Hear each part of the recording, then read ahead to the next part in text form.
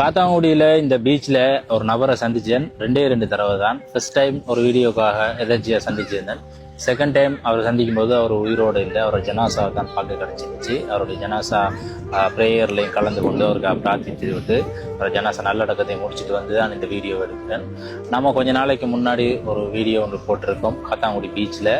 அதில் வந்த பதுருதீன் மாமான்றவர் காலம் சென்று விட்டார். அவர் மௌத்தான செய்தியை கேள்விப்பட்டு நிறைய பேர் அந்த நான் போட்ட வீடியோ யூடியூப்பில் இருக்குது, அதில் கமெண்ட்ஸில் நிறைய பேர் அந்த தகவலை சொல்லியிருந்தாங்க. காத்தாங்குடியில் இருக்கக்கூடிய மரக்கடை ஃபாஹிம் பிரதர் அவரும் கால் பண்ணி சொல்லியிருந்தார் தகவலை. அப்போ சொன்ன உடனே எத்தனை மணிக்கு அடக்குறேன்னு கேள்விப்பட்டு நான் வந்திருந்தேன். அதோட கட்டாரில் இருக்கக்கூடிய அவருடைய மருமகன் PTM நசார் அவரும் வந்து மூதூர், அவரும் அந்த தகவலை சொல்லியிருந்தார். இந்த தகவலை சொன்ன எல்லாருக்கும் நன்றியை தெரிவித்து விட்டேன். ஏன்னா இந்த மாதிரி விஷயங்களை உடனுக்குடனே கேட்டுக்கொள்கிற போது தான் நமக்கு இங்கே வந்து அந்த ஜனாசாவில் தொழுகையில் கலந்து கொள்ளக்கூடிய பாக்கியம் கிடைச்சிருந்துச்சு. ஏதோ இறைவனுடைய ஏற்பாடு. நம்ம இவ்வளோ காலமாக மீடியாவில் இருக்கோம். பட் இதான் இந்த ஒரு இன்சிடென்ட் வந்து இப்போ தான் எனக்கு ஃபர்ஸ்ட் டைம்.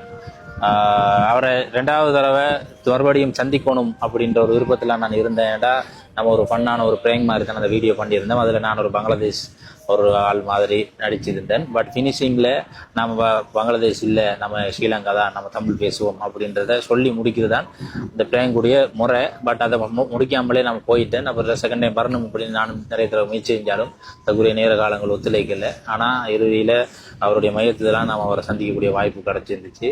எல்லோரும் இந்த உலகத்தை விட்டு பிரியத்தான் போகிறோம். இருக்கிற காலப்பகுதியில் ஒருத்தர் உதவியாகவும் மற்றவங்களை சந்தோஷப்படுத்தி முடிஞ்ச அளவுக்கு நன்மைகளை தேடுறது தான் இந்த லைஃப். அவருடைய மறுமை வாழ்க்கை சிறப்பிப்பதற்கு, நல்லபடியாக அமைவதற்கு, ஈடேற்றமான வெற்றியை பெறுவதற்கு எல்லோரும் பிரார்த்தனை செய்வோம். அந்த ஒரு நோக்கத்துக்காகத்தான் இந்த ஒரு வீடியோ. எல்லோரும் அவருக்காக பிரார்த்தனை செய்வோம். நன்றி.